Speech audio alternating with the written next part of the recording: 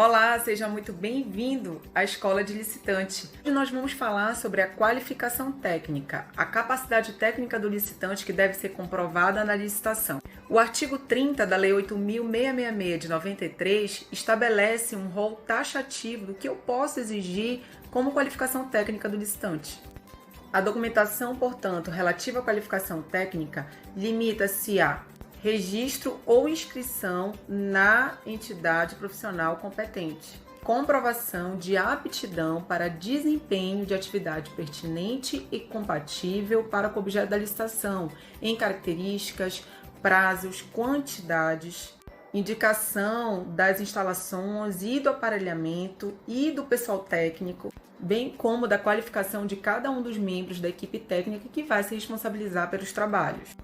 A comprovação de que recebeu todos os documentos da licitação e bem como tomou ciência de todas as exigências. Prova de atendimento de requisitos previstos em lei especial, se for o caso. A comprovação de desempenho anterior, ela vai se dar através de atestados emitidos por pessoas de direito público, pessoas jurídicas de direito público ou privado. Em suma, a qualificação técnica pode ser de dois tipos, da empresa, que a gente chama de capacidade técnico operacional, e do profissional, que a gente chama de capacidade técnico profissional. De acordo com a jurisprudência do Tribunal de Contas da União, a quantidade a ser comprovada num processo licitatório não pode ultrapassar 50% do objeto licitado. Há exceções, é preciso analisar o caso concreto, conforme a licitação. É importante salientar que essa experiência prévia, pessoal, ela não tem que ser idêntica ao objeto licitado. A gente ainda vê algumas licitações, alguns editais exigindo a comprovação idêntica.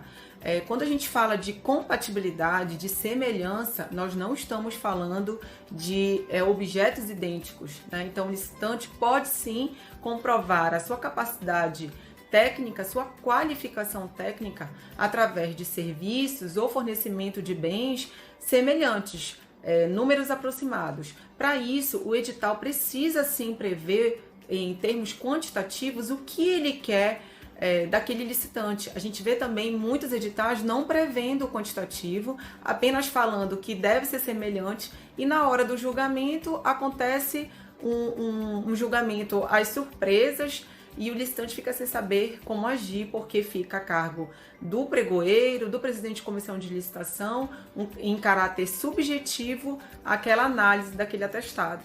É vedada ainda a exigência de comprovação de atividade ou de aptidão em determinada época, em determinado local. Outro aspecto muito importante que eu tenho que falar para vocês é sobre a qualificação técnico-profissional.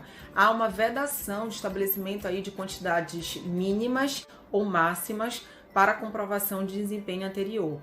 Existe decisão flexibilizando esta vedação, tá? É possível pedir quantitativos mínimos para a qualificação técnico-profissional, desde que esteja bem fundamentado e que o objeto licitado assim o exija.